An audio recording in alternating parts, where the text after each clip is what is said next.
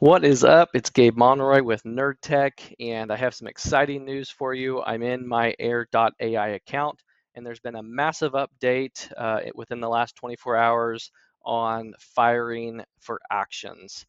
So let me show you what I mean. This is my demo account. I'm going to start by creating a new agent just because there's actually a few little small new features that if you don't pay attention to, you're going to miss, but it's going to really help you build your agents. So if I click on new agent here, we're just going to do a test, new updates, and then always keep it on sales. These two are going to be depreciated after a while, so sales can also do customer service.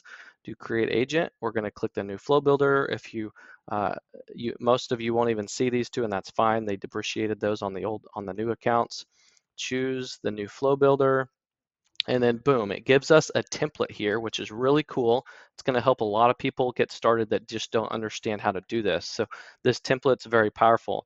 So when we come down here to this line where we see the branches, if you click into the gear icon, it actually gives you some new instructions here. These are brand new, which really helps a lot of people. I have people ask these questions all the time. Curly brackets are for variables like prospect name. If you import CSV file and need to reference like a business name or an address, curly brackets are able to import stuff called metadata that we can reference pretty much anything specific on an outbound call with a prospect that we're calling, which is really, really cool. Now the square brackets are simply, we can put those inside the nodes to give it instructions. So maybe we want to say, um, confirm an email, but we don't want it to repeat the email back. That's a common scenario, because if it repeats the email back, then it's all garbled, because emails are weird and the AI just doesn't know how to say it correctly. So many times when I set these up, I'll say, please let me know what the best email is for you. And then in square brackets, I'll say, do not repeat the email back, or do not confirm back. Sometimes you got to play around with the right language, but you can give it instructions. As long as it's in square brackets, um, it should not say that. I typically have 99.9% luck with it not saying it. There's been a very, very, very few times where it's glitched out and it said what's in the brackets, but that's the purpose of those. So use them sparingly. I wouldn't suggest using them a lot, but if you really need to give it instructions, use square brackets. Now, coming down to here, here's not much has changed here, except it's showing you if the human, and then it's giving you an example of what you should say.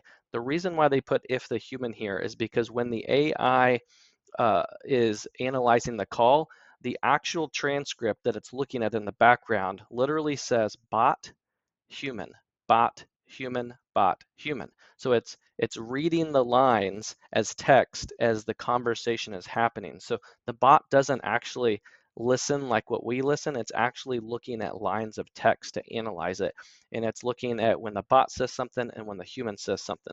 So we're typically always going to want to give instructions on the human so it's more accurate. Now it's going to automatically insert this for us. So we don't have, it's just going to help us make our prompting better. So if we want to make another prompt, we don't have to say if the human, we don't have to say they say, we don't have to say prospect says. It's going to automatically input that. We just need to say, says we have the wrong number. Boom. We add that, and then you can see it added if the human says have the wrong number. So that's going to really help out prompting to make this a lot more accurate.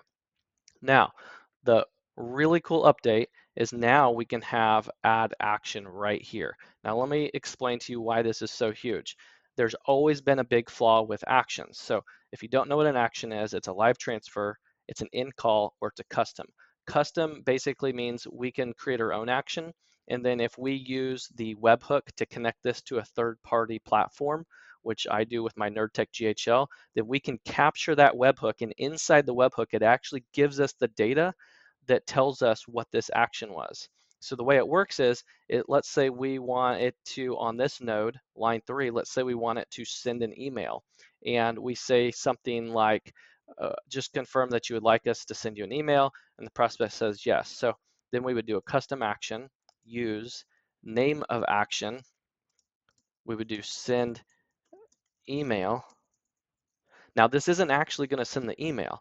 When we save this, all it's going to do is it's going to say, hey, on this node that we're in right here, so we were in this node right here. So inside this node right here, when we add an action, it's going to trigger that action called send email. It's going to send that to the webhook. And then when we capture that webhook, we're going to use the platform that captures it to say, when you see this action, send email, then send an email. So we actually use the platform to send the email. Air is just sending the action to us so that we can tell the platform what to send. So for instance, we may have different nodes that say send email, send text, um, you know, could be, or in call, live transfer. You could have all these on different nodes now. The reason, again, the reason why this is so huge is the way it worked before is we actually had to take a line of the script. Let's go in here. We had to take a line of the script, we had to copy that, and then we had to go to actions to say when the AI says this, then trigger the action.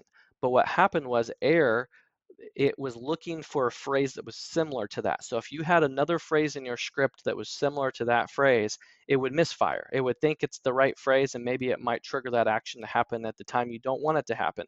This was often happening on end call actions or on live transfers. For example, on end call, at the beginning of the script, it might say, hey, hope you're having a great day. At the end of the script, the end call action might be say, have a great day. It could see that as the same and be hanging up on people at the beginning of the script.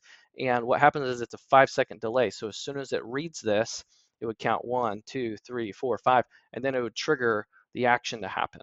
Now that's not the case. Now it's going to trigger the action on this node. It's not a specific line that it says. It's actually going to trigger it on this node, the node that you click on, add action.